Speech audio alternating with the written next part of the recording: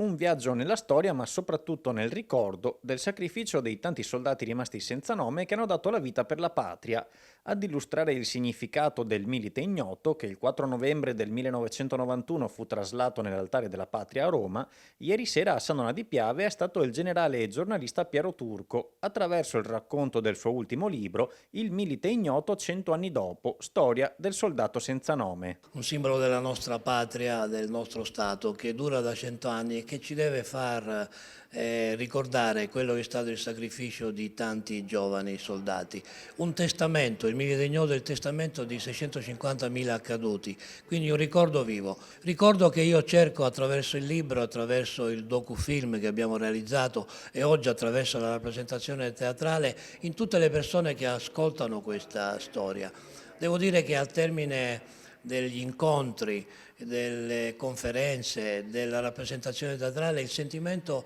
è uno solo, quello di grande emozione, di grande rispetto e di grande gratitudine a quello che è stato il gesto del soldato senza nome, perché lui è lì a testimoniare la nostra storia che noi dobbiamo conoscere e far conoscere.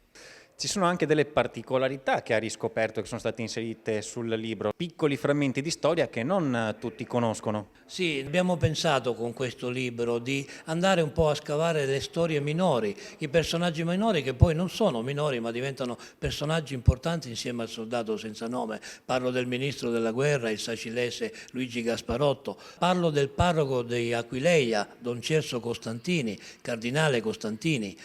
parlo di Giulio Duè, che è l'ideatore di questo momento di ricordo, di lutto collettivo che si manifesta nella realizzazione di un monumento dei caduti in tutti i paesi e poi del simulacro a Roma, all'altare della patria, con la tumulazione del soldato senza nome. Oggi la presentazione qui a San Donà non è l'ultima, ce ne saranno altre. Il prossimo appuntamento sarà a Meduna di Livenza il 6 maggio con lo spettacolo teatrale Uno, Nessuno, Tutti, storia del soldato senza nome, presso l'auditorium comunale a ingresso libero, quindi vi invito a partecipare a questo incontro perché sarà una serata di emozione, di coinvolgimento e di un appuntamento con la storia alla quale non possiamo mancare.